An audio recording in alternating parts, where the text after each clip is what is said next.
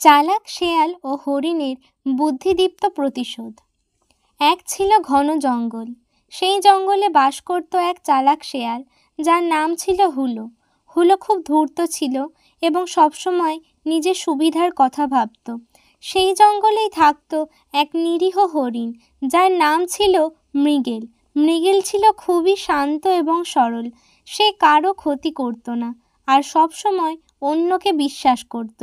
একদিন মৃগেল নদীর ধারে ঘাস খাচ্ছিল। হুলো সেখানে এসে দেখল যে মৃগেল একা আছে। হুলো ভাবল, ইস, যদি মৃগেলকে বোকা বানিয়ে কিছু খাবার জোগাড় করা যেত। সে মৃগেলের কাছে গিয়ে খুব মিষ্টি গলায় বলল, আরে মৃগেল ভাই, কেমন আছো? অনেকদিন পর দেখা। কি চমৎকার ঘাস খাচ্ছ! আমিও অনেকক্ষণ ধরে কিছু ভালো খাবার খুঁজছি। মৃগেল সরল মনে বলল, আরে হুলো ভাই, ভালো আছি।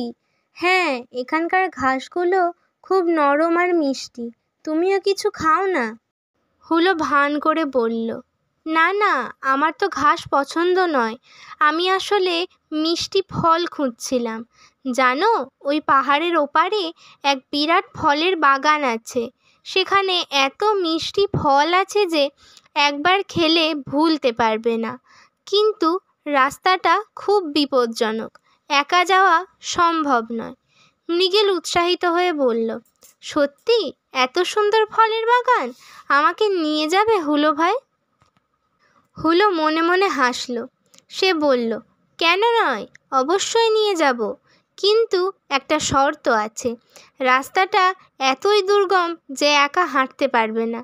আমি তোমার পিঠে চড়ে যাব আর তুমি আমাকে নিয়ে যাবে। তাহলেই আমরা একসাথে পৌঁছাতে পারবো। মৃগেল হুলোর চালাকি বুঝতে পারল না। সে ভাবল, হুলো বোধহয় সত্যিই সাহায্যের জন্য তার পিঠে চড়তে চাইছে। সে রাজি হয়ে গেল। হুলো মৃগেলের পিঠে চড়ে বসল। তারা যাত্রা শুরু করলো। হুলো মৃগেলকে ভুল পথে নিয়ে যেতে লাগলো। সে এমন সব আঁকাবাঁকা পথ দিয়ে যাচ্ছিল যেখানে কাঁটা, ঝোপ আর পাথর ছড়ানো ছিল। মৃগেলের নরম পায়ে কাঁটা বিঁধতে লাগলো আর পাথরগুলো তার চলার পথে বাধা দিচ্ছিল। কিন্তু হুলো বারবার বলতে লাগলো, আরেকটু, আরেকটু গেলেই ফলের বাগান। দীর্ঘ পথ চলার পর মৃগেল ক্লান্ত হয়ে পড়ল। তার পায়ে ব্যথা করছিল আর সে প্রায় হাঁটতেই পারছিল না। হুলো দেখল যে মৃগেল আর চলতে পারছে না। সে তখন মৃগেলের পিঠ থেকে নেমে হাসতে হাসতে বলল, হা হা হা, ফলের বাগান? বোকা হরিণ, আসলে কোনো ফলের বাগান নেই। আমি তো কেবল তোমায় বোকা বানিয়ে ঘুরিয়ে মজা পাচ্ছিলাম। মৃগেল হুলোর চালাকি বুঝতে পেরে খুব কষ্ট পেল। তার চোখে জল এসে গেল। কিন্তু এইবার সে আর শুধু কষ্ট পেয়ে বসে থাকলো না। সে মনে মনে স্থির করলো, এই ধূর্ত শেয়ালের উপযুক্ত জবাব দিতেই হবে। কয়েকদিন পর মৃগেল সুযোগের অপেক্ষায় ছিল। একদিন সে দেখল হুলো গভীর জঙ্গলে একটি শুকনো কুয়োর পাশ দিয়ে হেঁটে যাচ্ছে। কুয়োটি শুকনো হলেও বেশ গভীর ছিল। মৃগেল তখন একটি বুদ্ধি আঁটল। সে হুলোকে ডাকল, আরে হুলো ভাই, কি করছো? হুলো গর্বিত ভঙ্গিতে উত্তর দিল, আর কি করব, শিকার খুঁজছি। তুমি কি করছো? মৃগেল বলল, আমি একটা গোপন খবর পেয়েছি।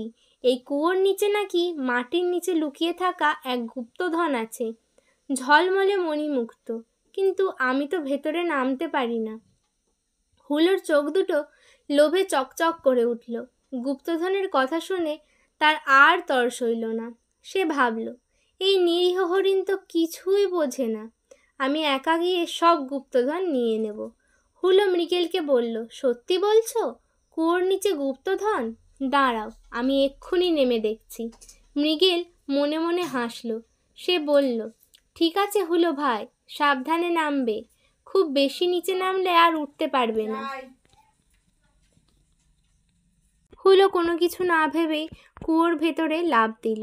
কিন্তু কুয়োর ভেতরে কোনো গুপ্তধন ছিল না। ছিল শুধু শুকনো মাটি আর নুড়ি পাথর।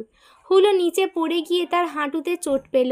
সে যতই উপরে ওঠার চেষ্টা করলো ততই স্লিপ করে নিচে পড়ে যেতে লাগলো। সে তখন বুঝলো মৃগেল তাকে ফাঁদে ফেলেছে। হুলো উপর থেকে মৃগেলকে অনুনয় বিনয় করে বলল, মৃগেল ভাই, আমাকে বাঁচাও, আমি ভুল করেছি, আমাকে এখান থেকে বের করো। মৃগেল কুয়োর উপরে দাঁড়িয়ে শান্ত গলায় বলল, মনে আছে হুলো ভাই, সেদিন তুমিও আমাকে এভাবে ঘুরিয়ে ক্লান্ত করে দিয়েছিলে। আমি তো সেদিন ফলের বাগান খুঁজেছিলাম, কিন্তু তুমি আমাকে বোকা বানিয়েছিলে। আজ তুমি গুপ্তধন খুঁজলে, কিন্তু এখানে কোনো গুপ্তধন নেই, শুধু তোমার লোভ আর চালাকির ফল আছে। মৃগেল আর সেখানে দাঁড়ালো না, সে ধীরে ধীরে সেখান থেকে চলে গেল। যতই চিৎকার করুক না কেন, কেউ তাকে সাহায্য করতে এলো না। কিন্তু সেই দিন থেকে হুলো বুঝতে পারল যে অন্যকে বোকা বানিয়ে সাময়িক মজা পেলেও তার ফল একদিন তাকেই ভোগ করতে হয়। আর মৃগেলও শিখেছিল যে সরল হওয়া ভালো, তবে বুদ্ধি খাটিয়ে নিজেকে রক্ষা করা আরও জরুরি। ছোট্ট বন্ধুরা, আজকের গল্পটা তোমাদের কেমন লাগলো অবশ্যই জানিও।